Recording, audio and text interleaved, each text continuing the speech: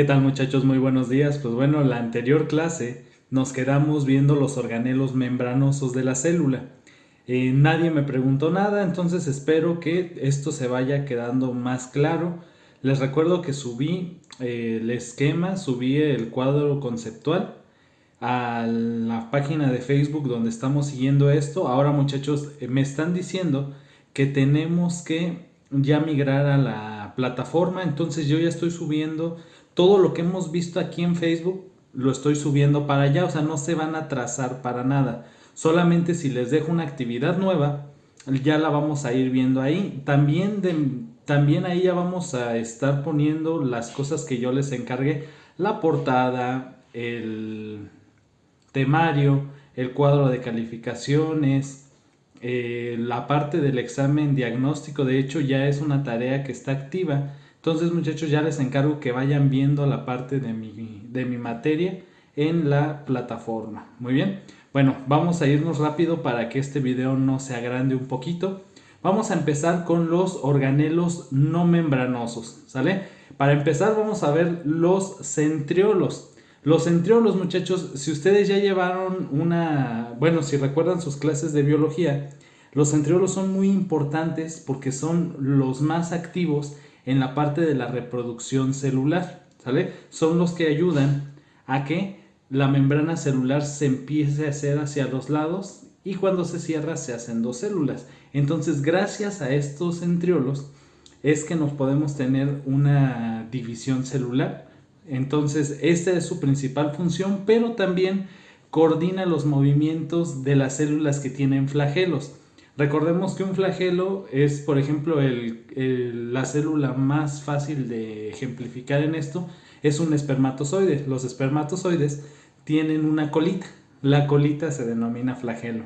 ¿Y quién coordina los movimientos de este flagelo? Son los centriolos. Muy bien. Ahora nos vamos a pasar al siguiente, que serían los ribosomas. Los ribosomas ya habíamos hablado en la anterior clase, que son los que se encuentran en el retículo endoplásmico rugoso. ¿Okay? Están formados por ARN. Recordemos que el ARN es la transcripción del ADN.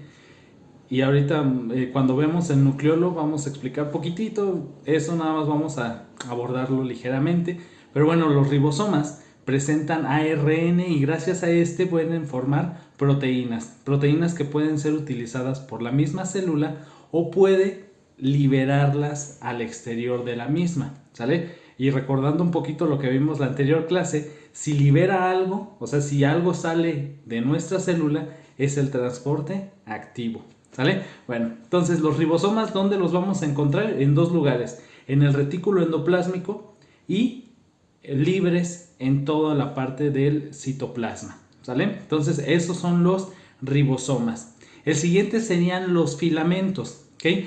Los filamentos, vamos a entender que nuestra célula no es redonda en su totalidad. De hecho, las células, vamos a ver un poquito más adelante, principalmente cuando veamos tejidos, que hay células que son cuadradas, ovaladas, circulares, aplanadas, estrelladas. Tienen mil y un formas. Nosotros normalmente nos ejemplifican la célula como una esfera, pero son pocas las que son así, ¿sale? Hay muchísimas variedades y entre ellas hay células que presentan en su exterior unos pequeños prolongaciones citoplasmáticas. En otras palabras, para que lo entendamos un poquito mejor, son como vellitos, vellosidades alrededor de la célula. Estos se denominan filamentos y son estructuras que van a aumentar la superficie de absorción de la célula. Si nuestra célula es redondita y tiene esos vellitos sirven para que si llega a pasar, por ejemplo, necesita alimento nuestra célula y va pasando un alimentito, estos vellitos al tocarlo, lo que va a hacer es que va a empezar a moverlo hacia nuestra célula y gracias al transporte pasivo va a entrar dentro de nuestra célula y lo vamos a poder utilizar. Por eso se dice que aumenta la superficie de absorción de la célula, ¿sale? Entonces estos fueron los filamentos. Y para terminar, de los organelos no membranosos serían las inclusiones citoplasmáticas, ¿okay? Las inclusiones citoplasmáticas son estructuras que no son propiamente de nuestra célula, pero muchas de las veces le van a dar su característica a la misma. ¿Qué podemos encontrar como inclusiones citoplasmáticas? Vamos a encontrar alimentos, pigmentos, glándulas secretoras, pero los dos primeros van a ser los principales que le van a dar las características a nuestra célula. Vamos a empezar por los alimentos. Un ejemplo de alimento sería la grasa, ¿sale? Los adipocitos. Un adipocito, bueno, me voy a adelantar un poco a otras clases, pero un adipocito es una célula de grasa, ¿sale? Adipo significa grasa y todo lo que tenga terminación en cito, C-I-T-O, cito, significa célula. Entonces, un adipocito significa célula grasa, ¿ok? Entonces, para que una célula sea un adipocito, ¿qué tendría que tener esparcido en todo nuestro citoplasma? Vamos a tener mucha grasa en sí. Si tenemos mucha grasa, que este cuenta como un alimento, si tenemos demasiada grasa en esa célula, se va a denominar adipocito, ¿sale? Ahora vamos a otro ejemplo. Si nuestra célula requiere demasiada energía, vamos a requerir que tenga demasiada glucosa. Recuerden que la glucosa es como el combustible de nuestro cuerpo. Entonces, ¿qué célula requiere mucha energía? Pues la de los músculos. Los músculos se mueven todo el tiempo. Entonces, esto quiere decir que una célula muscular, ¿cómo se va a llamar una célula muscular? El prefijo para músculo es mio. Entonces, si habíamos ya comentado que cito significa célula, entonces miocito significa una célula muscular. Entonces, un miocito que va a tener como inclusión citoplasmática abundante sería la glucosa, porque la glucosa se utiliza rápidamente por la mitocondria para dar energía, ¿sale? Entonces, así como estamos hablando de eso, los alimentos van a darle ciertas características a ciertas células. Otro ejemplo serían los pigmentos que les había comentado hace poquito. Los pigmentos, vamos a dar el ejemplo más claro del cuerpo, que serían los eritrocitos. Los eritrocitos son los que denominamos glóbulos rojos, ¿ok? Los eritrocitos, eri significa rojo, cito significa célula, entonces son células rojas, ¿ok?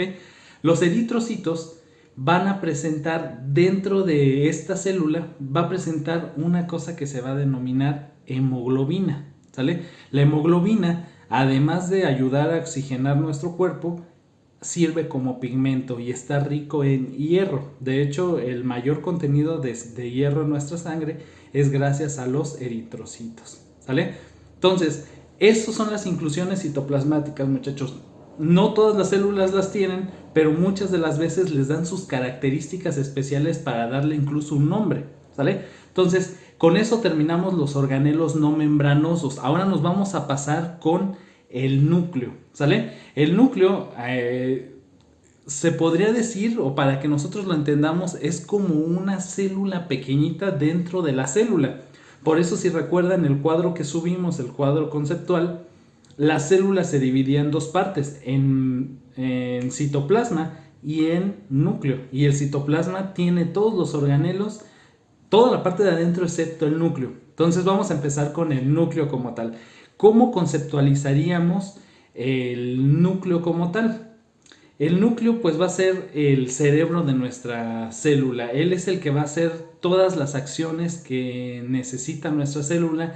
Si requiere algo, si ya no le sirve algo, todas esas acciones las va a presentar el núcleo, ¿sale? Y el núcleo va a tener 4 estructuras principales, que sería la membrana nuclear, el nucleolo, la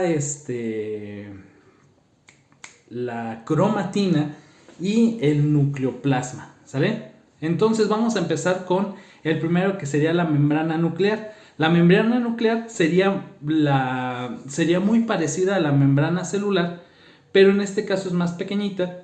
No tiene una capa bilipídica, pero va a presentar en su superficie poros, ¿sale? Se denominan poros nucleares y estos van a servir para el intercambio de estructuras de adentro hacia afuera y de afuera hacia adentro de nuestro núcleo, ¿sale? Entonces eso es la membrana nuclear.